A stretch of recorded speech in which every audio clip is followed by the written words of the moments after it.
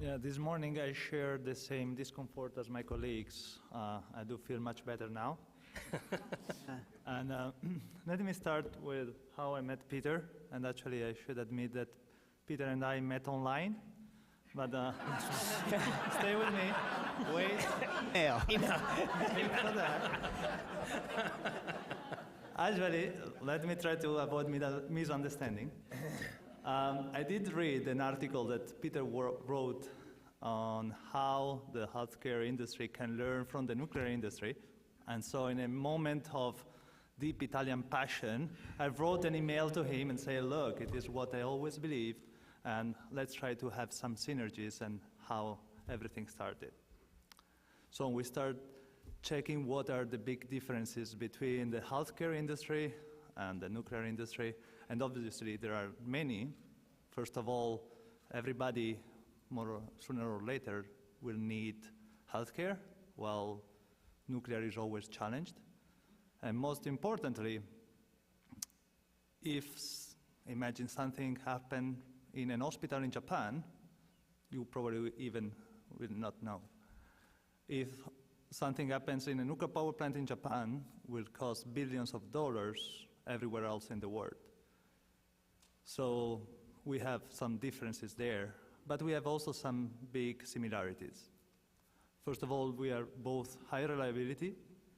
We have low acceptance for mistakes, and the public has strong expectations from both industries. So that's why we need high standards of excellence in both industries. And I think the nuclear industry has approached this quite seriously already more than 25 years ago.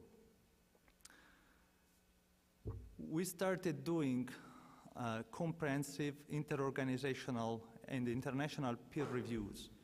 Let me try to avoid again a misunderstanding here. I'm not sure what you understand when I say peer review. For us, it's a group of people that work at other nuclear power plants going into another station for 2-3 weeks usually, and assess virtually everything, checking, making observation of how people work, what they do, and then create a report with areas where the plant should improve. And this system was created after major accidents like Chernobyl, and it has helped the entire industry. And the association I work for, which is called World Association of Nuclear Operators, regroups all the nuclear power plants in the world and are all committed to this peer review process. And if you think, I heard a lot of complaints this morning, how difficult it is in the healthcare industry in the US. My association was built in 1989, was still more or less the Cold War, and all the nuclear power plants in the world agreed on that.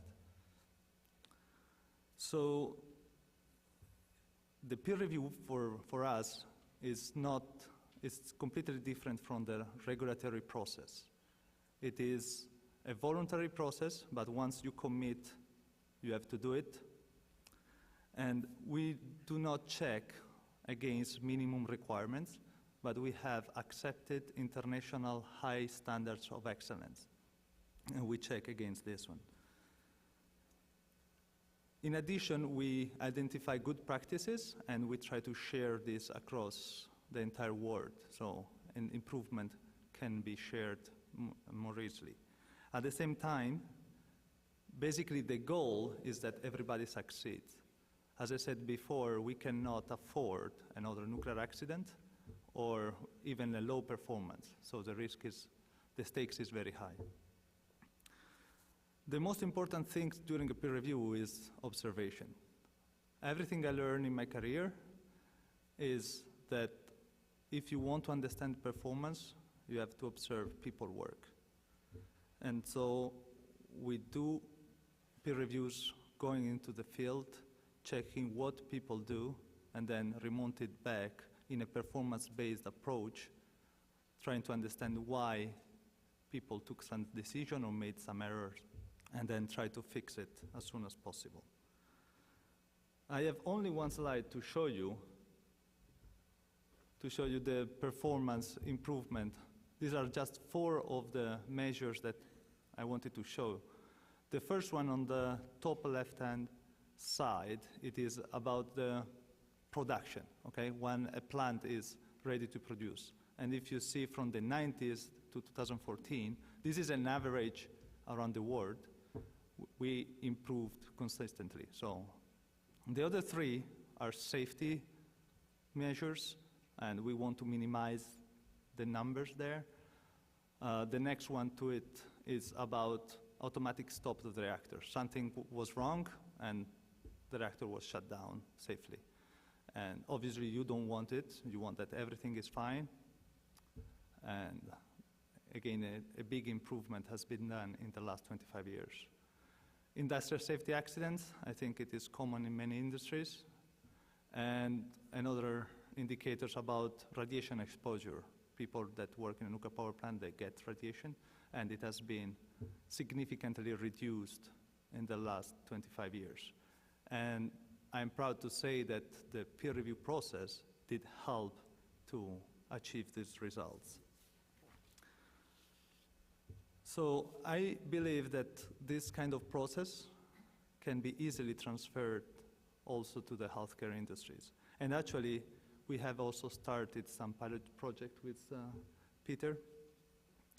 And they are very encouraging, but I think we need to go forward. And a structured, comprehensive, and internally motivated peer review could benefit significantly the healthcare industry. We can identify the hazards early enough so that we can apply mitigating actions, and we can share best practices. So the peer review process actually offers a powerful way. The benefits have been proved in other industries. So I think that we are just one step away. And I heard this morning a lot of questions about, okay, what we do now? And I think with integrating different approaches, we can achieve it. Thank you.